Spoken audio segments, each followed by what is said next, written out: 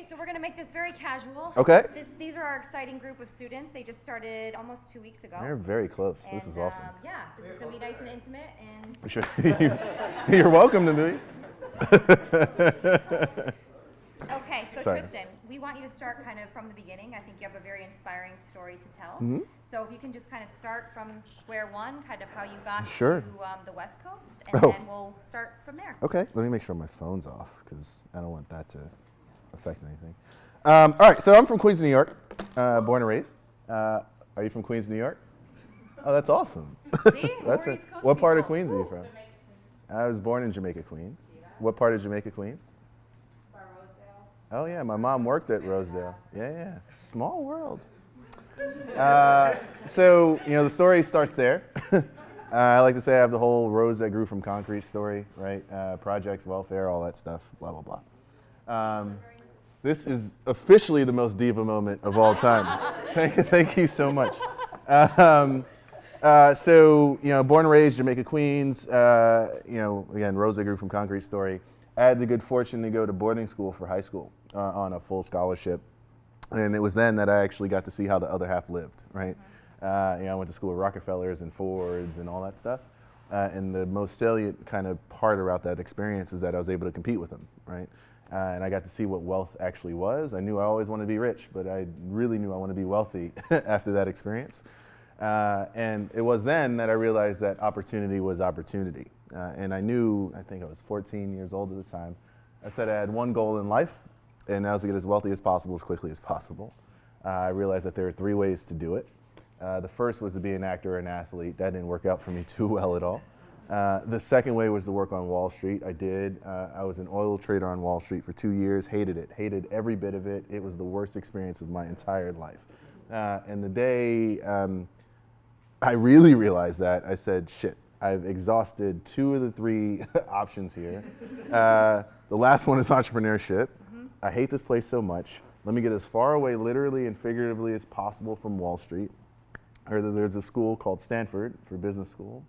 I applied. It was the only place I applied because I literally wanted to get as far away as like Atlantic Ocean, Pacific Ocean. And I got in. Like that's legitimately the story.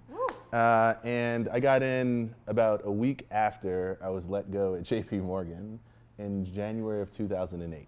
Now this was like a crazy time because at the end of the year you get your bonuses and all that stuff. My wife and I had just bought an apartment in Queens and we were just renovating and I lost my job. I didn't know if I was getting into business school, all that stuff. Turns out, I got into business school, I got my bonus, I got 9 months of severance. I was just chilling at home until business school.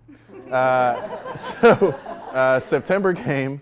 We left in August, moved out here, and then we realized that Silicon Valley existed. I didn't know about Silicon Valley at all. I just knew Stanford was an entrepreneurial place, and it was far away from Wall Street. And I knew I wanted to be a part of it. And that first year of business school, also worked full-time at Twitter when there were about 20 people at the company. In between my first and second year of business school, joined Foursquare, and then the rest is history. Very cool. Yeah. Sorry, I was very verbose in that No. description. But So you actually led us right to the next question, which is Foursquare. So the story about go out in partnership with businesses and you end up getting 300 in a week. Yeah. So please share your ways with the students because they're at the ideation phases and trying to get partnerships and really get out there and interact with the company. So the infamous Foursquare story.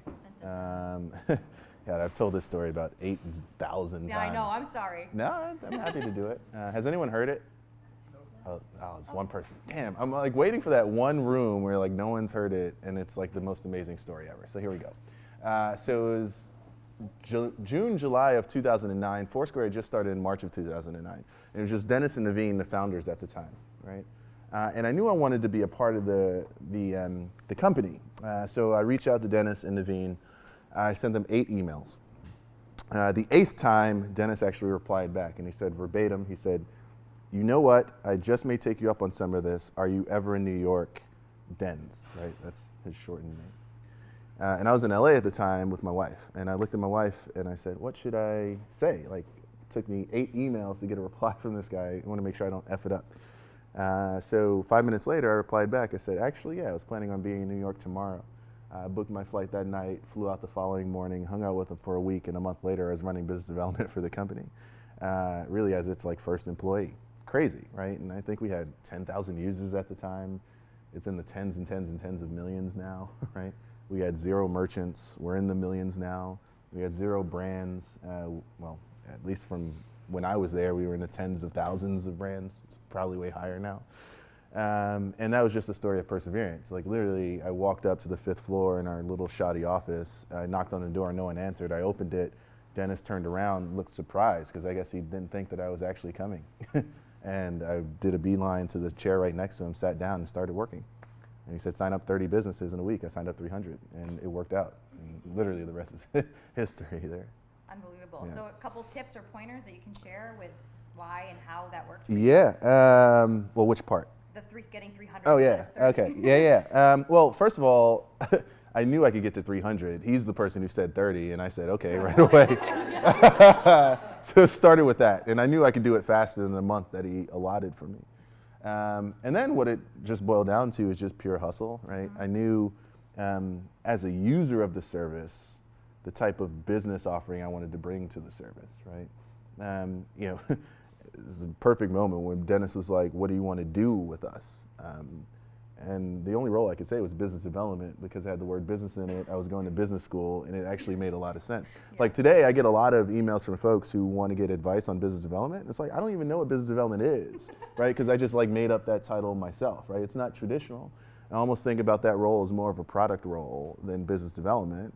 And then we just kind of put business principles around that product or feature that would enhance the user experience. Mm-hmm. So the first tip is enhance the user experience first. Right? Like, don't worry about the business. If you kind of get mind share from people, you build a product that people love, like the business stuff will follow. And for us, every business thing was still core to our product. We did a lot of business things that like people had no idea was a business feature, right? But it just felt very core to the product. And as long as you're true to the user, kind of getting business partners, getting users excited about that, like it's easier than people think. The second thing is just focus, focus, focus. And I think a lot of people, when they start getting into business deals, et cetera, they want to get as many businesses on the platform as possible. Number one, we couldn't do it because we were limited in terms of bandwidth. I was the only person doing it, right? And there was a point where I was getting 600 new emails every single day, right? Like legitimately. And I had to potentially reply to every single one. But there's no way I could work with 600 new businesses every single day and give them a high-touch experience. For the large brands, I said, all right, there are so many verticals in the world. You have like auto, publishing, retail, et cetera. I was like, let me go after the number one kind of brand within each, right? So on publishing, it was like the New York Times. Retail, it was Starbucks. Television, we work with Bravo Television. With CPG, we worked with Pepsi. I think we had 10 brands, and we launched them all at the same time. And this was in March of 2010, right before the next South by Southwest. And that South by Southwest was the time when we really kind of pulled away from the pack, because it was like us versus Gowalla versus every other location-based service that existed.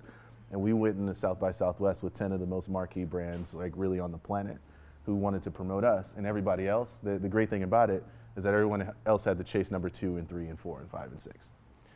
So we came out of South by Southwest completely separated from the pack and kind of ran from there. So focus and user. Very cool.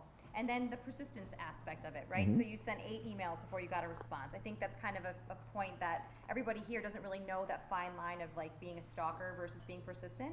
So if you can kind of like talk to that point and kind of, you know, at what point do you think that you kind of have to give up on that and maybe move on to another opportunity? Yeah, so that was my last email. I was going to email him again. You're like, eight's the cap. Yeah, I mean, it's, you know or you know, right? You know, it's a blessing and a curse, because now I get a lot of emails from folks and they always think that they have to email me 8 times before I reply back to them. It's like it's like, no, it doesn't work that way. So for me, there are a couple things about Foursquare.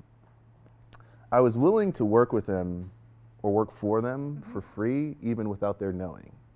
Like, I was so passionate about the company that like I just wanted it to succeed, that I was willing to do work for them even without their realizing it, right? So I got to this point where it's like, all right, if you're not willing to give me the opportunity, when you only have 10,000 users, nobody's like knocking down your door to like do the same thing. Is willing to work for free, has brought kind of really great ideas for you, and there's no strings attached. If you're not willing to engage me on that, then it's probably not the right company for me to be working with anyway. And fortunately, as luck would have it, Dennis sent me that email back. And it was the best thing that ever happened in my career. But that was it, right? Like, hadn't he emailed me back, I would have just thought that and found another potential, like, very early stage company that I loved and done the same thing until I got to that point. Awesome. Now, can you kind of bridge the gap between working for someone else and then finally taking the run on your own company? Yeah, no, I mean, I'm still working for people. I have a board and investors and all that stuff. And it's not very different. The only difference is, like, as a CEO, I don't do much day-to-day work anymore, right? Like, all of it is just, like, it's true. It's just management of kind of employees, making sure that they're communicating with each other. We're at a scale now and a diversity of offering that, like, that's required. Right. I mean, we have a 6-product kit right now. We're gonna have another product soon, another brand soon. But even that 6-product kit is like 50 different component parts. So you have the supply chain stuff. Then we have to build our HR infrastructure, right? Then we had to grow our customer base, right? So from a marketing brand perspective and performance marketing perspective, our customer success team has to be stacked, right? What kind of organization are we? Are we matrixed or are we monolithic? How does it look with one brand versus 2, right? And I haven't even talked about things that I need to do for work, right? Like, that's it. And the majority of the rest of the time is just recruiting, which is different from when I was, like, kind of leading business development. Is like, that was my job, and I need to be the best person in the world at that job, like the best person in the world at that job.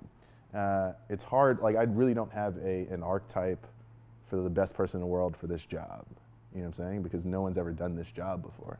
It's a weird, nuanced thing. And the only kind of similarity to Foursquare there is, like, the whole location-based thing was relatively new, but the thing that I was doing in the context of it was just never done before. So I was able to out-execute people 30 years my senior because there was no context of how things should be done, right?